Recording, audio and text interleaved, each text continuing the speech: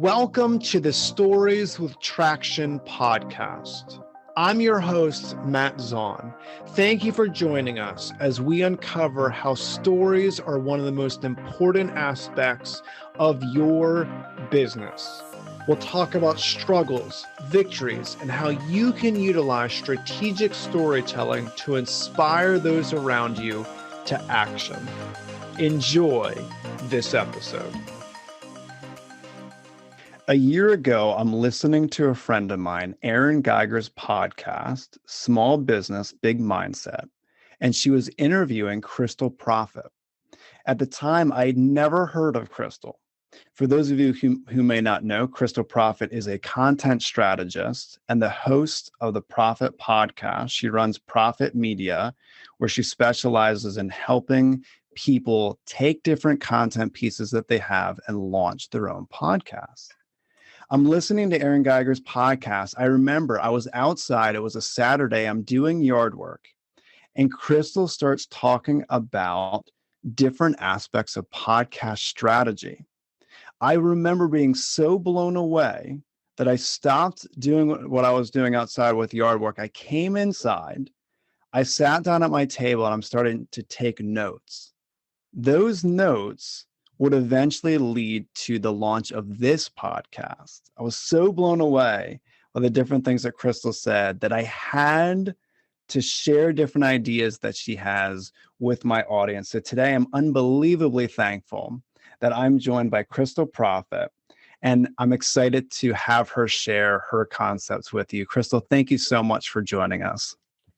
I think that's the best introduction I've ever heard in my life. I love it so much, awesome. Matt. Like, this is like, I have the biggest smile on my face right now. Thank you so much for having me. And thank you for sharing that. And man, what a testament to podcasting. Like, I feel like, is that a mic drop? Can we just stop right there? Do we need to go any further? Podcast done. Awesome. That's all people need to know. So here's why. To me, what you do, it screams importance, I think, in the marketplace today. Is a lot of times when I'm listening to podcasts, I'm doing something. I'm doing yard work, I'm driving somewhere. It's filling like time that I could be doing productive and learning, and it fills that need. But when I was listening to your interview with Erin Geiger, different things that you were saying, I was so intrigued. I literally had to sit down to process it. I'm like, I can't be doing yard work or driving when you're like, you're telling me how to like 10x my marketing strategy.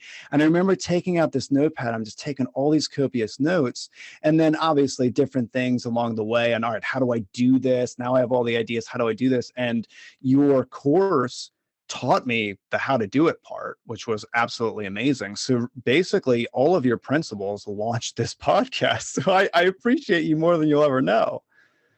Well, I'm just, I have the biggest smile on my face because I feel like this is the dream that people have when they start thinking about launching a podcast. The exact story that you just shared is like, if one day I could have that sort of impact on someone's day-to-day in their business or in their personal life, or in, they're hungry for the ideas that can really change their life and their business. It's everything to me. So I'm so grateful that you share that, but also it goes back to, you talked about the principles of marketing and the things that I share on my show. And when I'm a guest on other people's show, it's really not different from what people have learned for millennia about marketing, right? Like how to talk to people and share stories. But what I find when I love and listen to podcasts is that connection is so intimate and you cannot get it anywhere else. I don't care what anybody says. I could watch 1,000 YouTube videos and they're awesome and they're cool. And but there's something so intimate about people when they put the earbuds in their ears or they're driving in their car and they're listening to you. It just hits them on a deeper level that I can't explain, like physiologically or psychology wise, like what's actually happening. But I just know that it has impacted me so much, and that I encourage so many business owners to do it as well, because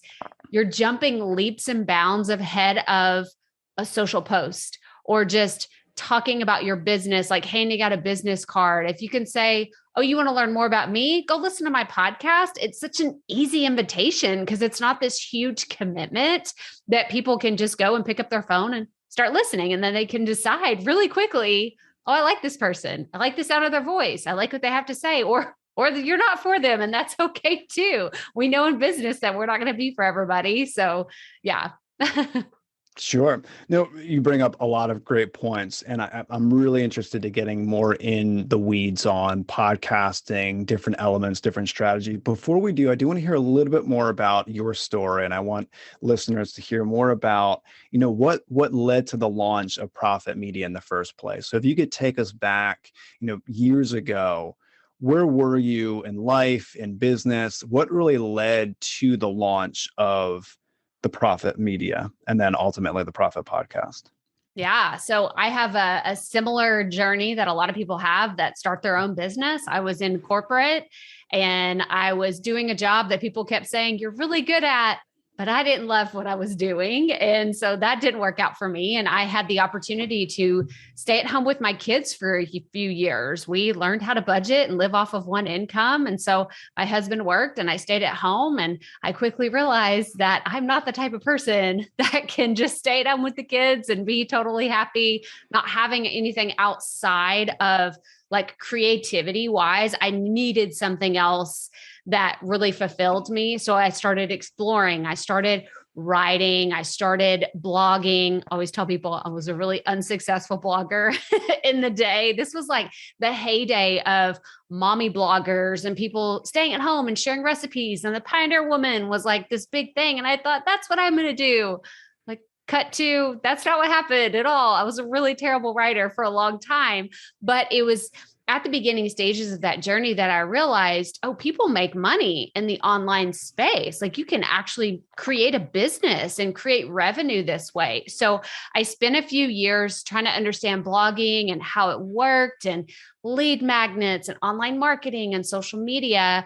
And then when my blogging mentor started her own podcast in 2018, I was like, oh, because for a long time I thought, well, it's the Dave Ramseys, the people that have $1 million studios and the people that are, they're already radio shows and now they're just going to broadcast them as podcasts. That's really my understanding of how it was working. But whenever someone that was only a few steps above me started a podcast, I thought, oh, it's possible for me too. And so I switched to podcasting, fell in love with the medium because holy moly, it's so much easier to talk my ideas out than it is to stare at that Google Doc cursor that's just blinking at you. And I'm like, I cannot do this. It's like, oh, nails on a chalkboard. It's so awful to be sitting there, not having ideas flow. But once I sat behind a microphone, it's like everything just clicked and I was able to speak out. And I was, let's be very clear, not very good at podcasting when I first got started.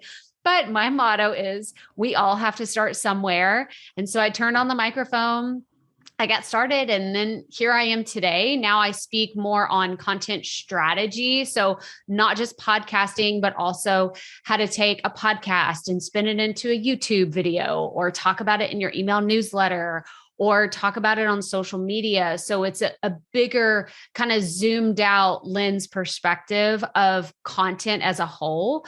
But that's really where I got started. And I know that was a long one, and I'm sure you have more follow-up questions. But if I go back to my days of staying at home and just kind of wrestling with, I wanted to try something new, I'm so grateful that I took that step, even though I had no idea that it would lead to what I'm doing today. I'm fascinated that you mentioned blogging because I have a similar story. So actually at that moment when I had said I came inside, I started taking notes. The reason why I was so blown away was I was heavily focused on writing articles for my content marketing. So to give you an idea, the year prior to the launch of the podcast, I was writing an article a week. So I'm writing this article a week. So you have roughly 50 articles in a year. With a couple weeks off here and there, to write like really engaging, thought-provoking articles with a ton of content pieces, it was not easy for me. Like it was agonizing for me. And I would extract out different value pieces and I'd turn them into like social media posts. But it was so agonizing to write this article. It was almost like an obligation for me. Like every week I have to write an article. And what was so fascinating to me about different things that you said is I'd much rather talk than write myself. Now, I love copywriting. I love doing copywriting. It's something that it's almost entertaining for me to like, the different hooks and to grab people's attention. But to write articles, it was so labor intensive.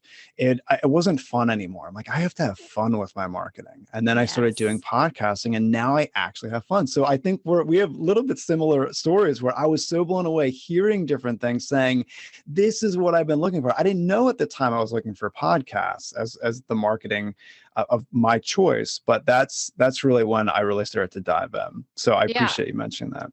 Absolutely. And I think that, for anybody that's listening, you have to just think about your strengths. Like at the end of the day, like if you're a great networker and you're like, man, I really just enjoy talking to people and having conversations, then explore podcasting because it's literally the thing that has blossomed from me trying to do all this are the amazing, incredible relationships that I have gleaned from just different areas that I would have never had access to people had I not started the show and said, hey, you want to come on my podcast? Like, let's talk about it. Even Matt and I, before we started talking, he started telling me a story and I was just like, wait, you got to come on to my podcast. Did you have to share it there? Because this is so good. And I know my listeners would love to hear it too. So it's absolutely fantastic for relationship building too.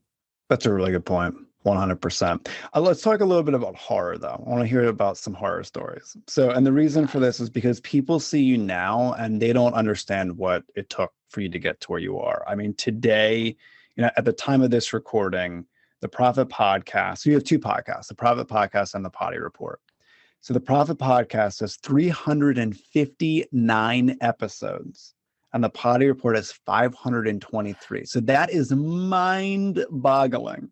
I mean, it's unfathomable to me to have that sheer volume of content.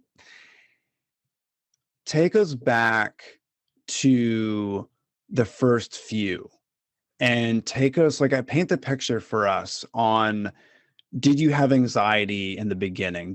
Were you concerned about, interview tactics and techniques? Because I listen to your podcast now and you're a pro, right? I mean, you've done this in and out. You could probably do a masterful podcast in your sleep. Take us back to the beginning. You launch, you're a few episodes in, learning the ins and outs. Take us through that process or did it come easy after the first 5? Where were you when you really start to hit your stride? And tell us about some of the horror stories leading up to that. Well, I can tell you the very first interview I had was a horror story in and of itself. And I know that you're a story man, and so you'll really appreciate this. I was recording. What I had done is my very first podcast, because what I do today is a rebranded podcast. And you can go back and you can hear all of my very first episodes. If you go back to episode 1, you're going to hear this terrible episode. I leave the horror stories. They're there. You can find them. I don't hide them away. I tell people where they are because I want people to know exactly what Matt said. What you hear today is not how things got started. There was a very, very rocky road. So the very first episode that I recorded, we had just moved. We moved to the house that we're in right now in 2018. And it was probably about 2 or 3 months after we moved here. I was like, you know what? I'm going to do it. Like my mentor started a podcast. I'm going to start a podcast.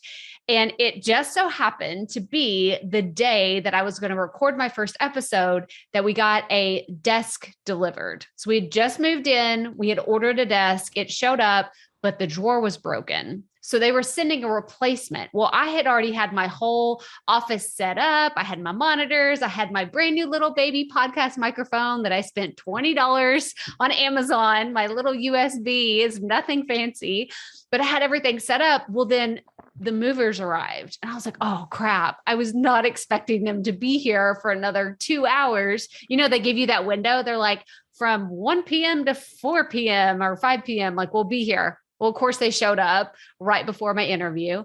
I take everything off the desk, they switch it out. And then I go to record my interview on Skype with, and this is like back to your question, I recorded it with a childhood friend. I didn't go for a big, scary, audacious, like, oh, my first guest. No, I went with familiar and comfort zone. I was like, I actually know this person. I've known her my whole life. I'm going to go with her first. And I spoke to her and we did this whole interview. It was awesome. We get off. I'm like jazzed up. I'm like, that was so much fun. I should have been doing this years ago. And then I go to listen to it. Matt, I did not plug my podcast microphone back in whenever I was recording. So I don't even remember if it recorded bad audio or no audio at all. I don't even remember. I think it's like a trauma thing. I just buried it because I was so like, oh my gosh, what do I do now? But thankfully I was so rigid in how I had created the questions and how it was not a great interview. It was just like, here's a question, give me your answer. Here's another question, give me your answer.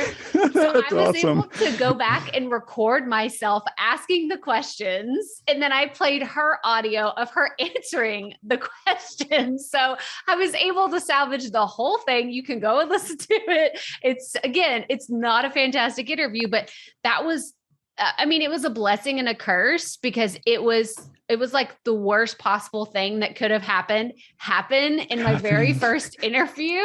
And so I was like, well, there's nowhere to go but up from here. For sure. So yeah, I have tons of other horror stories, but that's just like the most notable one because obviously it was my first one and I could have given up. I could have just said, this isn't for me. This is terrible. But I had such an awesome conversation with her and hearing stories. Like I said, I've known this person for 20 plus years. And then to hear these stories that I had never heard from her or to hear about her business, like it was just things in podcasting and these types of conversations pull out stories that even I have a few girlfriends that we've been on podcasts together and I hear stories that I'm like, I've known you for years and I've never heard this story before.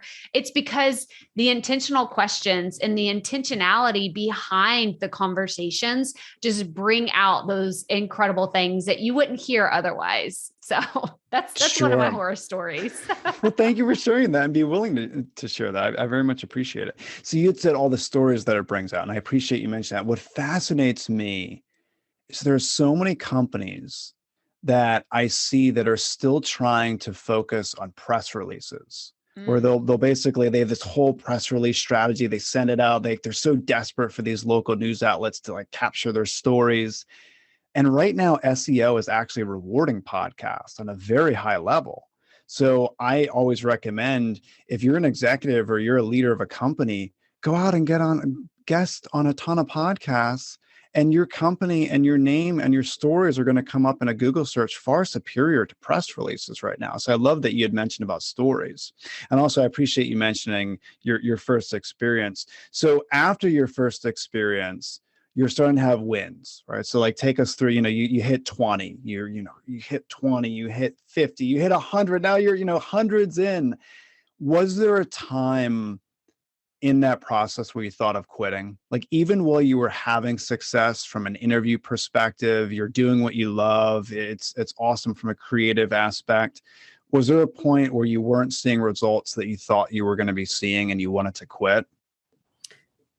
Honestly, no. And it's not because I'm like this higher superior being that's just like, I'm just going to push through everything. I think it's because I have a self-awareness. And it's funny because, you kind of mentioned it earlier, is this, if you're not having fun, like maybe you weren't having fun writing those articles. I wasn't having fun at one point, right whenever I rebranded my podcast was around, I believe it was episode 45 is when I switched from when my podcast originally was The Rookie Life and it's now the Proffitt Podcast.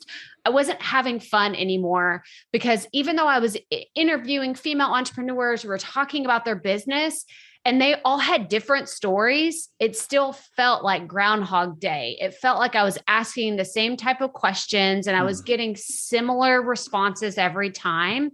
And yet at the same time, behind the scenes, people were asking me, well, how do you start your podcast? And how does this actually work? So for anybody that's a business owner and the marketing is weighing you down, but you get excited about someone sending you an email or someone reaching out online and asking you a question, like pay attention to those pieces of your business that excite you, because that's really why I switched to going all in on podcasting, is because I got excited about it. And so instead of quitting, which was an option, I could have quit that podcast and started a totally brand new one and gone in a different direction. I just said, this audience is already here. And instead of just dropping them all together, here's my like little fear-based, a horror story, if you want to call it. It's like, I could have stopped, but I didn't want to lose that audience because I had already built up this audience. Even if it was a little bitty baby, tiny audience, there was probably 5 or 10 people in there that were still a good fit for what I was switching to. And so, I mean, I just cannot offer enough of, if you are not having fun in what you're creating in your marketing strategy, then take a step back, take a pause and ask you, where is the biggest point of friction? Where do you feel the friction the most? And then ask, well, how can I change that? How can I pivot it to reach my customers, reach my potential audience in a new way where it feels more fun? Because that's what I do now. That's my secret, Matt. I chase fun. This is what I do. You have fun. That's awesome. So yes, awesome. And you're having fun. Also, with what I'm hearing, I feel like you have a huge why. Like your why is so big. You're helping so many people that you wouldn't even think of quitting because your why is big and you're seeing the results of all the help that you're giving. Would you agree with that? 100%. 100%. Yeah. What are some, we talked about horror stories. What are some of the victory stories? What are some of the wins that you've seen maybe recently in the last few years based on podcasting? So I'm going to share a story, and it's one of those that it just gets me choked up every time I share it. And it's one of my biggest whys, because it came in a part where I wasn't thinking about quitting, but I was absolutely overwhelmed with what I was doing, because I was trying to figure out, do I do a podcast? And then should I also create sound bites and post it on social media? It's like all the nuances that come with wanting to promote what you're creating. And it was at that time that I had someone reach out to me and said, I want to work with you and helping me start my podcast. I said, okay, awesome. So we get on a Zoom call. And the first words that I typically will ask a new client, first question is, what is your topic? What do you want to speak about? And she said, well, I lost my son about 12 months ago, and it was the worst experience of my entire life. And I want to share hope with other people that they can live through this situation too. And I just it's just like such a visceral reaction in my body that I have, because I just remember it like it was yesterday. And the ripple effect of what I was doing wasn't for more downloads. It wasn't for getting more listeners. It was for helping that specific woman right there at that time, because her purpose was bigger. Her message was bigger than anything I could have ever imagined. So it was like, it was just that reminder that it's not about me. It's not about me and the things that Crystal wants to do and her marketing and her message. It's about, I have these skills and these strategies that I can offer other people who are wanting to help other people. And so this has been my newest motto in the last 12 months is, I want to help people that help other people in many different ways. And so, yeah, that's definitely the story that always comes to mind. That's amazing. Thank you so much for sharing that. It's awesome with what you do. You're helping so many people share their stories, share different concepts that they do, that it's this massive ripple effect. And just based on things that I've learned from you. I mean, that all came from listening to a podcast that you were on that I learned. And then I listened to your podcast, and there's so many domino effects that we probably don't even know the impact that we're having with content that we're sharing, and we may never know. And with all that you have going on with all these different podcasts, I mean, the thousands and thousands of people that you've helped, I'm sure it's unbelievable. It truly is. So people have found you on podcasts. You've helped people with podcasts. You've helped people do what they want to do through podcasts, share their stories through podcasts. But what do you say to people that are listening to this and in their mind, they're thinking, it's a saturated market. There's a lot of podcasts. I mean, I heard once there's upwards of 3 million podcasts. Why and how am I going to stand out with a podcast? What would you say to someone that thinks that? Well, I love when people bring this up, because you are not the first one and you won't be the last person to ask this question when it comes to podcasting. And I started in 2018, which is so funny because people are like, you've been doing this for so long. And I'm like, it's really not that long, but I feel like podcasting is growing by like light years at this point and how quickly it's moving. There were 500,000 when I started. And then now for it to be upwards of 2 million and beyond, it's just like, yes, there are more people getting into the podcasting game, but also like anybody that's listening, you have to know that doesn't mean that those people are active. This is a very, very key point, because yes, there may be 200, or 200, I was going to say 200 million. We're not there yet. 2 million podcasts.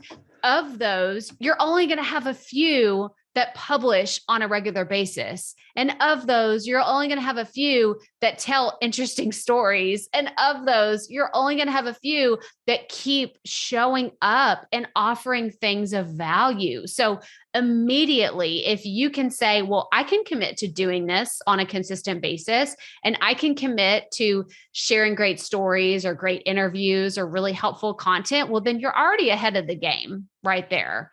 So don't think so much that the number is scary. There's so many of them out there, because in the big scheme of things, I think the last time I checked, I don't even remember how many, there are hundreds of millions of YouTube channels. And I'm sure at this point, there's probably 1 billion blogs out there that are sharing stuff. So podcasting is still this tiny pool, but I want to go back to what we were talking about earlier. It's that intimate experience of someone sharing a story and someone making these deeper connections, because you can't do that in a YouTube video. Most people aren't going to sit down and listen to Matt and I talk about all the different experiences that we've had in a YouTube video, but you will listen to something in this episode today and you'll think about it 6 months from now. Whenever you think about, oh, Matt said something about he was mowing the lawn and he had this experience where he had to pause it and go inside and start writing it down. And that happened to me too. It's like these weird connections that happen with podcasting that don't happen in other places. So that was like kind of point one of like a big, this is how you can stand out in the market. But also, I think it's just really important that you pull out the unique qualities in yourself or in your business that other people don't have. And the for example I always think of is if you're trying to do business with someone and you have two competitors right next to each other, maybe you have their websites both pulled up on your computer right now, and you're like, gosh, this one has great prices. This one has great customer service, but I don't really know much about them. But if you see at the very top, one of them has something that says, oh, they have a podcast. What's that about? I can actually go listen to it and get to know the company. I can get to know their directors. I could get to know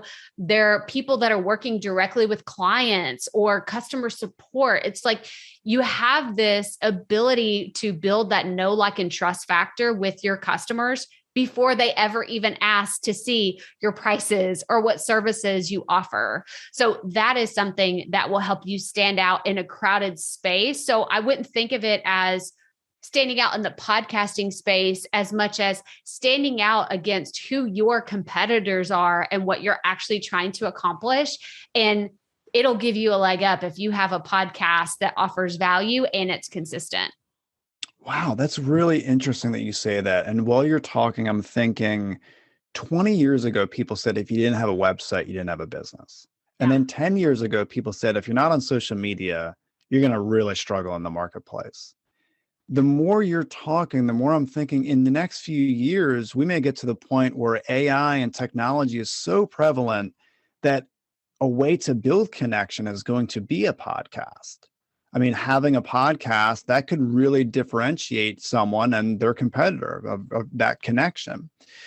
A question that I have though with what you just said, so you painted a picture for us, someone sitting at their computer, they have a website pulled up, they're looking at your website and a competitor, and then they start to listen to some of your podcasts. And this, I'm just talking ballpark, it doesn't need to be like exact, but based on your experience, is there an amount of podcasts that people will listen to until they make a decision? Is it 2? Is it 3? And then they'll either, buy a product or a service from that person. Do you have information like that? So I don't have any, this is a great question because now I'm like, ooh, I bet there's stats and some data out there. I don't have access to that, but I'm thinking of myself as a consumer. And Matt, I'd love to know about your own consuming habits too, but I'm thinking about some big purchases that I have made in my running an online business. There's a few mentors and there's some few $1,000 programs that I've invested in. And what I did, if I think along, let's put me little baby entrepreneur Crystal on a customer journey of what that looked like. I listened to this one mentor's podcast for about 6 months. And then I invested over $2,500 with her in the next 2 or 3 months after that. I bought one program and then there was another program and I bought that. So it's it may be a longer customer timeline, but whenever somebody's ready to make that decision, I was immediately okay, I have, whether it was my budget that I was okay, I'm just waiting on the funds and I'm going to make this purchase. I pulled the trigger so fast whenever that opportunity arose because I was there's no one else I want to learn from. I had already made up in my mind. I want to learn about, it was a digital course, specifically what I invested in this program. And I was I don't want anybody else to teach me. I have the funds, the program is open. And I was yes, make it happen. So does that answer your question? It absolutely does. And you're taking us on a little bit of a journey because you're basically you're the client going on a journey with this person from point A to point B. Yes. So to answer your question, from my perspective, I listened to 2 of your podcasts before I purchased your course.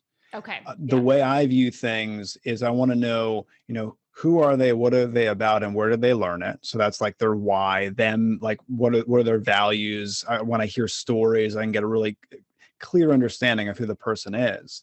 But then what can they really deliver? Is their content good? Is it very valuable? And then after that point, I mean, my mind's made up. And this has happened numerous times where I'll listen to a speaker, I'll listen to a leader, and I want to hear about them, their background, what makes them tick. And then if it's very valuable, it's gonna get me to the point of, all right, I want to do business with this person.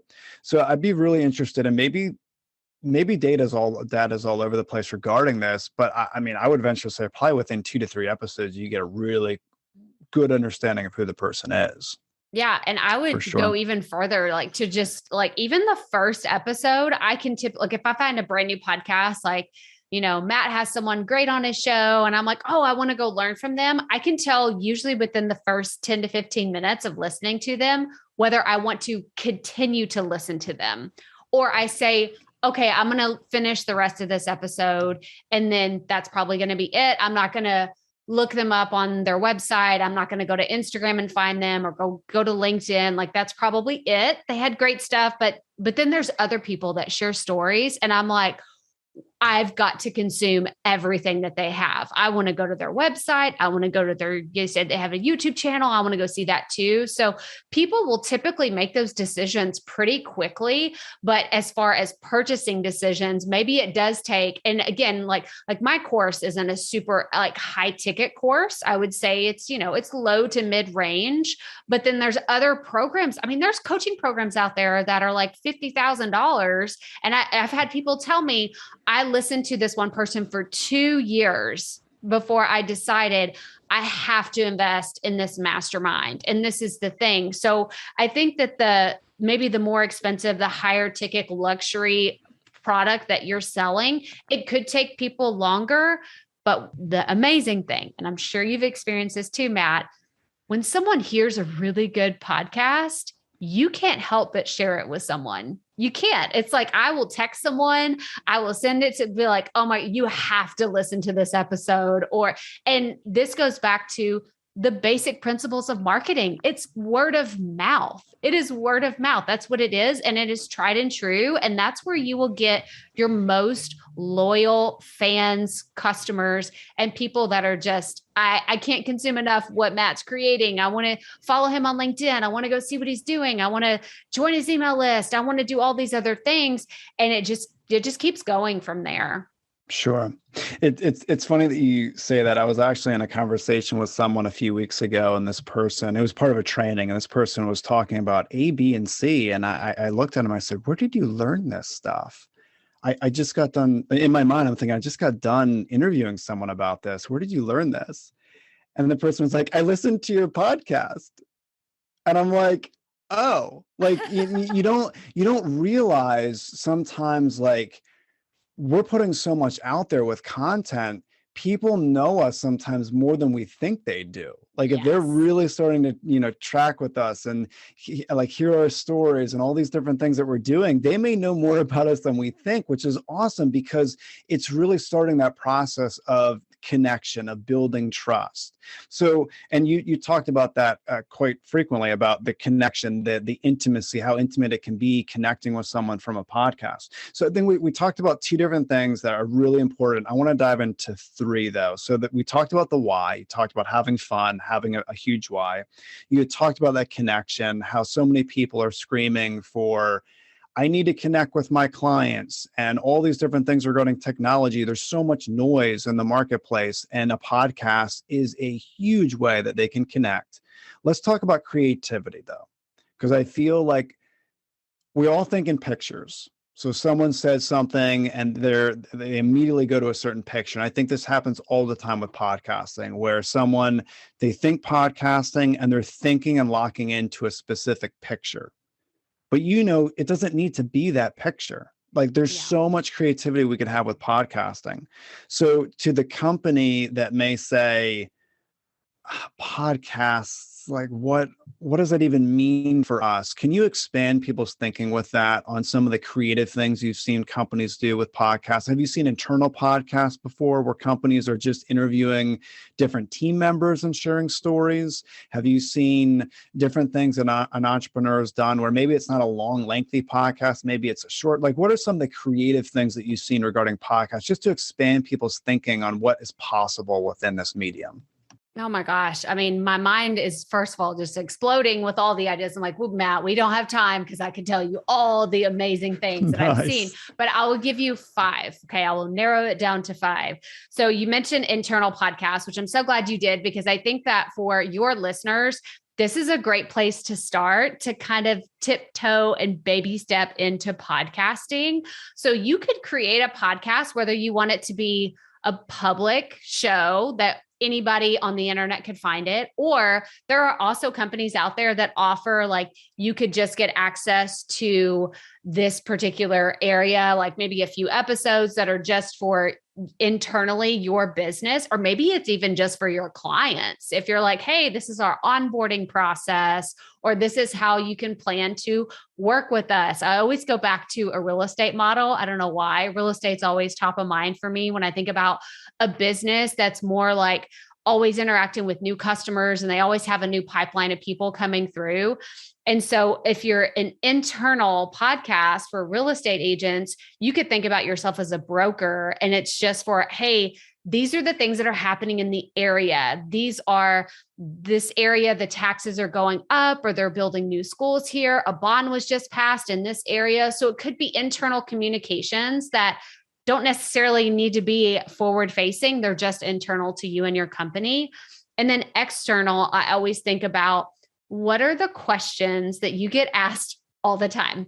I'll start with, remember we talked about friction earlier. Like, what is the friction pieces where you're like, oh my gosh, like, if one more person asks me this question, I'm going to scream because I have to repeat myself all day, every day. Those are the areas of content that you need to put somewhere on your website, on a podcast, even your frequently asked questions, you can turn those into podcast episodes. So next time you get that question, you say, oh, we have a podcast about that.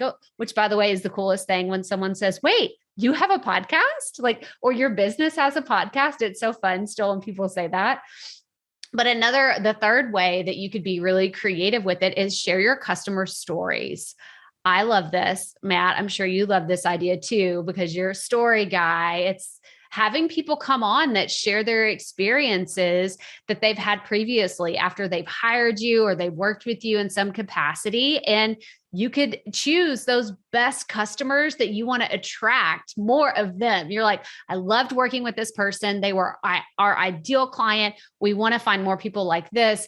Have them come on to the show and share their experience. And then another way to be really creative with a podcast is to network with other experts in your industry. So these aren't necessarily your competitors, but it could be someone that's aligned or adjacent to what you do that at the end of the day is just helping the people that are listening. So my motto is always adding value, value, value, value. In every episode, you should be adding value to the listener. And then the last thing I'll say about being creative with the show is make it your own. You don't have to have an hour-long interview. You don't have to have interviews at all, period. You could just do solo episodes that are 5 minutes or less. So Matt mentioned earlier, and we haven't really talked about it too much. I have another podcast that is Monday through Friday, and it's 5 minutes or less. And the point of this podcast wasn't to get millions of downloads and reach a whole huge audience. It was to take the people that already enjoy my content and listen to my other podcast and say, you know what? I want to give them a daily dose of me in 5 minutes or less. So I give them behind the scenes stories. I share wins. I share losses. I share mistakes. I shared with them one time that I was reorganizing my office and I was redoing my background. And I'm like, no one else cares about this, but this audience does. So you have to ask those questions of what type of content do you enjoy? What do you want to create? And then make it your own. Wow. Okay. So there's so much to unpack with that. I do want to go through it a little bit and unpack because there's so much value that you just brought to the table. So the first thing that you talked about, internal podcasts. I travel all around the United States doing workshops. I do strategic storytelling workshops. And the number one challenge in the last 2 years, the number one challenge that comes up every single time is how do we win the talent war? Every single time. It doesn't matter what state I'm in, what area I'm in, everyone is talking about winning the talent war.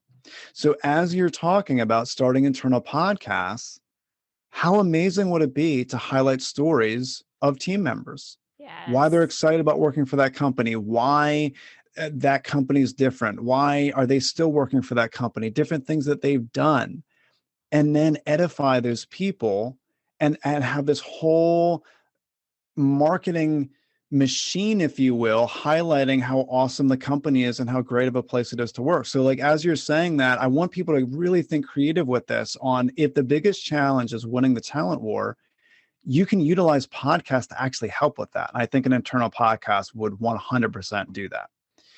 The second thing you mentioned regarding questions, it 10x's credibility. Back to your point, when instead of giving like a sheet to someone, oh, we get asked that question all the time. Why don't you just look? We have a frequently asked question section of our website. Instead of sending something like that out, back to what you're talking about regarding a podcast, and it really dives into the nuances of their question, it maximizes credibility. I don't think people realize the credibility people get from having podcasts. You had mentioned customer stories for the third one, making your customers, your clients, the heroes of the story, right? So you're bringing them on and you're making them the hero. And then people are going to start to see themselves in your stories. I thought what you said was absolutely genius. Now talk a little bit more about 4, because I do have some questions regarding 4 about networking. So when you say network with others in your industry, take us through that a little bit more. Is that you're a real estate agent, so you're going to have other real estate agents on? What would that look like? So I love, this is why I love using the real estate analogy, because if I were a real estate agent and I live in the Houston, Texas area, which is a very large area of Texas, and it spans, like, there's so many suburbs of Houston. So if I were serving, the greater Houston area in my podcast, and I were to sit down and say, well, who should I have on my show? Well, there are some event centers that are around here that offer regular events for the community. Why don't I talk to someone, about that? Or there's a big planned project for maybe a new wing at the zoo, which is something they recently did at the Houston Zoo. So if I wanted to talk to someone that does project development or something there, like, I can pull out pieces who aren't necessarily, again, competitors in my space, but they are adjacent. They are wanting to serve the larger community of, hey, we want people to buy in this area too, because it's going to increase, customers to, if they're going to buy a house, we want them to come, hey, here's a free zoo pass, let's give all your listeners a zoo pass. Like, there's so many different opportunities for you to approach this, but with local businesses, especially, you actually have a lot of opportunity to highlight all the different organizations that are either making a difference, whether it's nonprofit, charitable organizations. And this also really does, and we were talking about social corporate responsibility earlier. And I think about, man, what a way for you to tell your customers, this is what is important to us, because we're highlighting these organizations and these places in our local community that matter to us. We hope that they matter to you as well. But at the end of the day, again, you're serving value to your audience or your potential customers at that point. So does that answer your question? Wow. Yeah. So what you're saying, it elevates podcasting to be networking on steroids. Yes. So essentially, instead of picking up the phone and saying, I'm Sally or I'm Bob and I sell X, Y, and Z widgets, click, they're picking up the phone or they're shooting an email saying, hey, I'd love to capture what you're doing on my podcast. I'd love to tout your stories, what you do to my audience. There's going to be so much more buying with that. It's not even funny. Like, I've never gotten negative feedback from someone that I wanted them to be on my podcast. They may not have the time, or maybe we need to book far in advance, but they're not going to call me ridiculous for wanting to promote them and their story on my podcast. It's just, so I want people to really expand their thinking with this. Like what you're talking about, there's so much creativity from a sales pipeline process and a marketing piece that people could be viewing podcasting differently, not just me sharing something audibly with the world, and that's part of it, but also what goes into it with guests and connecting and the networking. So what you're saying is invaluable. Let's talk about the fifth piece. I want you to talk about that a little bit more, about making it your own, because I feel, again, we think in pictures. So maybe someone heard a few podcasts and they think, oh, well, it has to be a certain way. It doesn't need to be the way that it's always been. People can, you had mentioned, doing podcast episodes at 4 minutes and 5 minutes in length. Like, that's really interesting to people. They may not have even known you could do that. So what are some other things that you've seen where people have made it their own, where it's so different, it's so out of the box? What are some of the things that people could be doing to make it their own? Yeah. So I immediately, speaking of thinking in pictures, there's the podcast artwork popped in my head of, I use a podcast hosting company called Buzzsprout. It's the one that I've used forever. And they do this really well because they're not overly committing to putting out ton of podcast content for their own business. They do have a podcast and they publish every other week. So it's only twice a month and there's not a huge marketing effort behind it. They're not shouting from the rooftops, go listen to our podcast, go listen to our podcast. What they're doing with that specific show is they are taking founders of the company and heads of departments and saying, this is the latest thing going on in our business, or this is what we're thinking about trying in the next quarter. So they're sharing with customers and potential customers kind of their roadmap for their business. Yes, they're talking about industry trends and what they see happening in the marketplace, but ultimately, it's their way of making that connection or bringing something up. And they've told me that this has happened multiple times where they bring up something and they talk about it on the show. Well, then they get a fan flurry of emails that are like, oh my gosh, this is what we've been waiting for. Or why are you wasting your time on that? Like, that sounds like a terrible idea. So it's a way to get customer feedback and customer buy-in before they ever even execute on a project. So that's another way that you could be really creative with sharing information to your audience. Wow. That's awesome to think about, that you can get some of that immediate feedback, that you launch an episode, you're going into A, B, and C, and you know pretty quick if that caught on or if it didn't catch on. So I appreciate you mentioning that. Wow. All right. So we covered a lot. So we talked about the importance of having a why, actually having fun with that why and offering more value to the world. We talked about connecting, using podcasts as a way to connect with our clients deeper and better than we ever thought possible, not just from an email or writing a blog, but actually truly connecting with them. And then we talked about creativity. You laid out numerous steps on how people can expand their thinking when it comes to podcasts and really be more creative.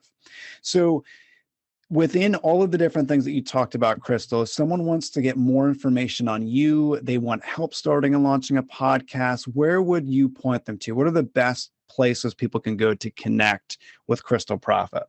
Yeah, well, you can go to krystalproffitt.com. So my name is spelled with a K, and then it's Proffitt is 2 F's and 2 T's.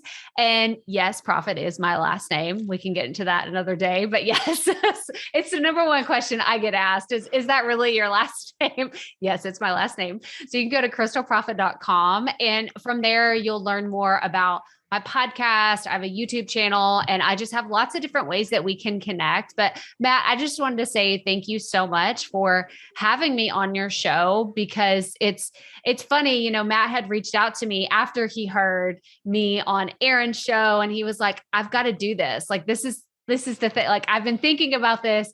I've got to, like, I have to start a podcast. How do we make this work? And again, that just goes back to the testament of showing up and serving people and adding value is really what is at the core of podcasting. So when you can finally commit to doing that, then you're ready for a podcast. If you can show up consistently and serve people and have it in your heart to really help more people, more customers, more potential audience members, then it can do so much for you. So I'm Matt, as your coach, as your podcast coach, I have to tell you, I'm so proud of you. You're doing amazing. And this was so much fun awesome. Today. Thank you. So everything that you just mentioned, I will include in the show notes. And you talked about your last name, Proffitt. I will tell you that from starting this podcast and everything that you just mentioned, being able to network, connect, offer value, the name rings true. It has brought in a lot of profit, and everyone listening can also bring in profit themselves from starting a podcast and listening to Crystal Proffitt. So thank you so much for your time today. I very much appreciate it. Thanks for having me, Matt. Thank you for listening to the Stories with Traction podcast. If you have a story that you would like to share, feel free to drop an email to matt@mattzaun.com with the subject line Stories with Traction. Also, feel free to connect with me on LinkedIn, where I share tons of resources on how you can be a better storyteller. Remember, if you want to persuade with power and inspire those around you to action, you must share more stories.